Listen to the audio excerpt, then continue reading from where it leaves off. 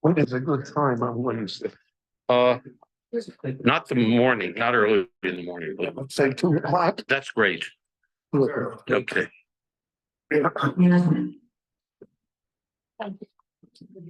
Rabbi Wein Shiur, Monday night. Eric told everyone. So tonight we begin the Chodesh Nisan, the Chodesh of Geula. Shem Shenigalu Avotenu and Yigoel Otonu. You'll notice that whenever Moshe Rabbeinu speaks about the Yetzias Mitzrayim, he does not do so in the past tense, but he does it in the present tense. That it's something that always is happening.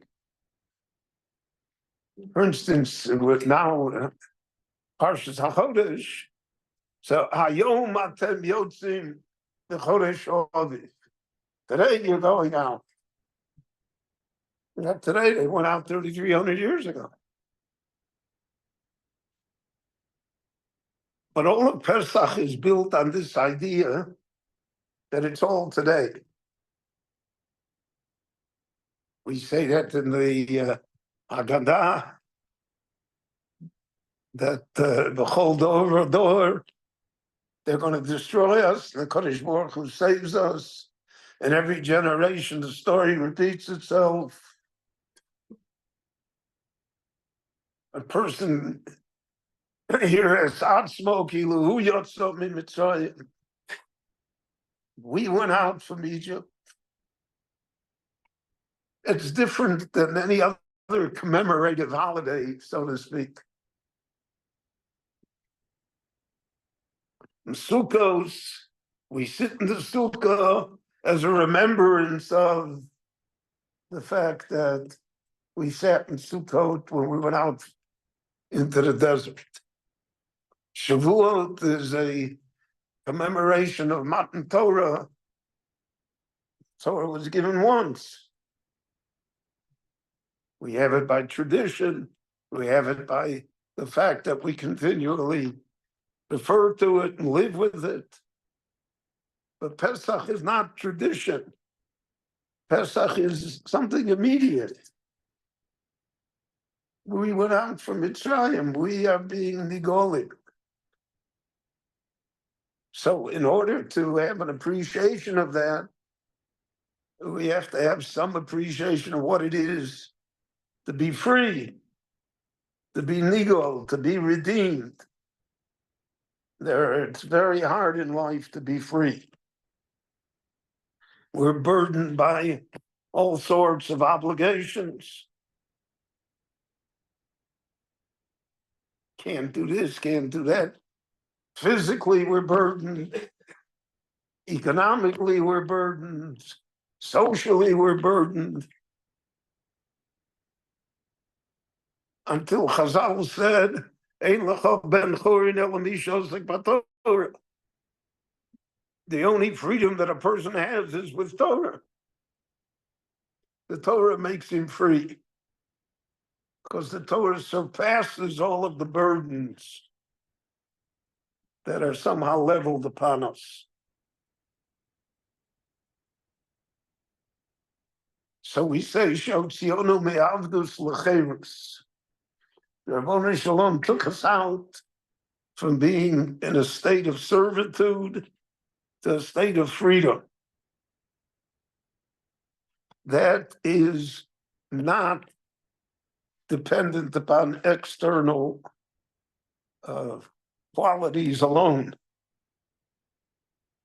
It's a state of being, state of mind, state of understanding. That all the other burdens that I have are really not the true burden. The Rabbi Shalom says, Avodai, you're my servants, lo avodim la'avodim. You're not servants to others.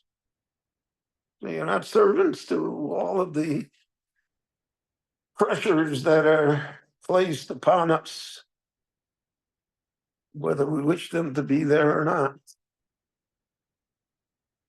So Pesach comes to represent that type of a geula, of a mental and a spiritual geula, of being somehow above the problems of life.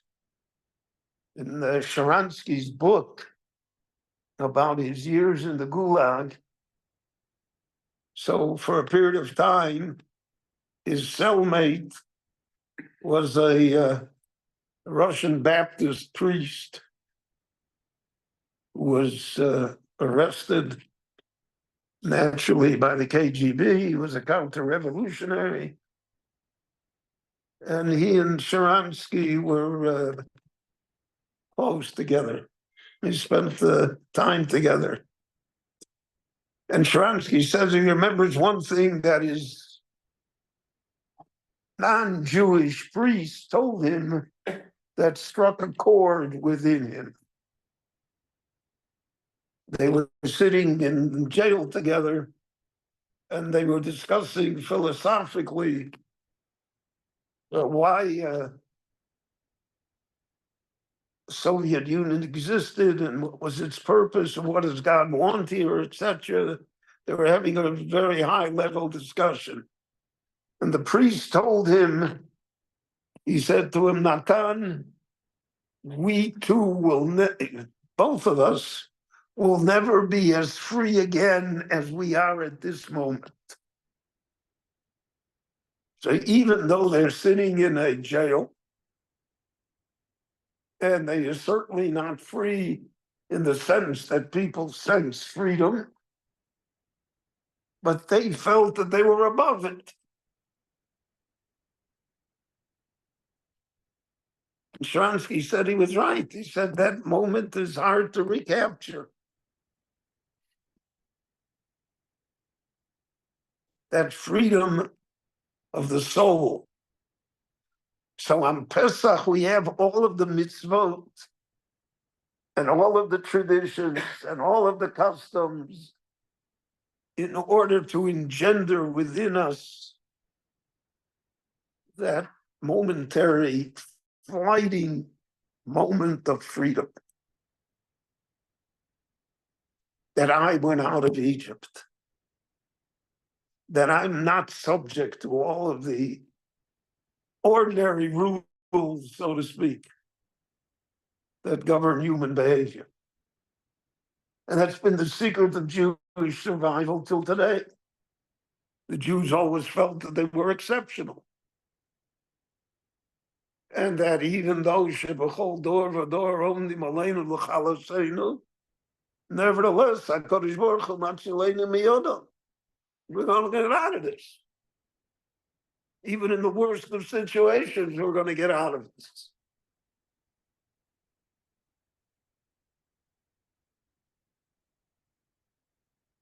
Kloisenberger Rebbe said that the greatest Seder that he had was the one that he had after he was freed from the camp.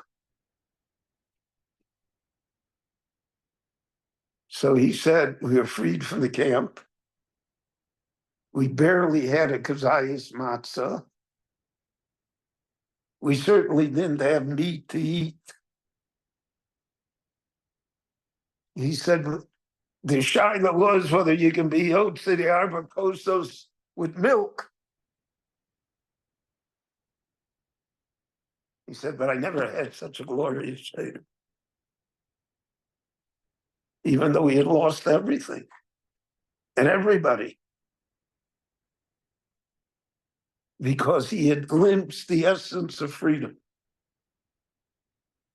that transcends all human behavior and that propels us to a better life.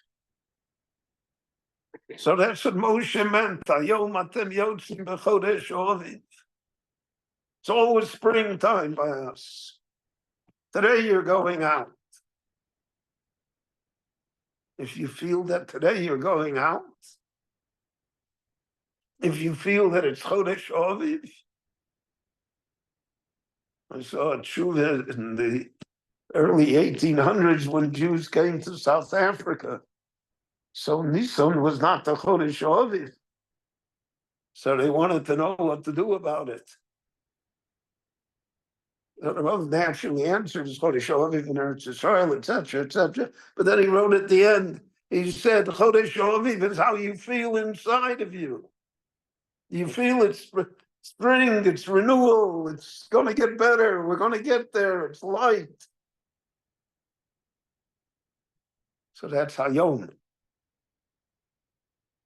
And a person has to have that feeling in order to truly appreciate Pesach and to appreciate, certainly, to have Pesach in Eretz Yisrael,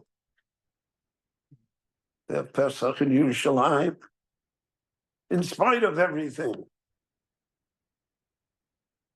in spite of all of the clatter and noise and sadness in our hearts. Because Hayom Atem Yotzi L'Chodesh Aviv. Our ability to live up to that is the measure of our loyalty and our future as well. Rabbi Hanani ben Akash Omer Otsa Kodesh Baruch Hu V'Zakos Es Yisrael Lefichach Ner B'Lahem Torah Mitzvos Shenemer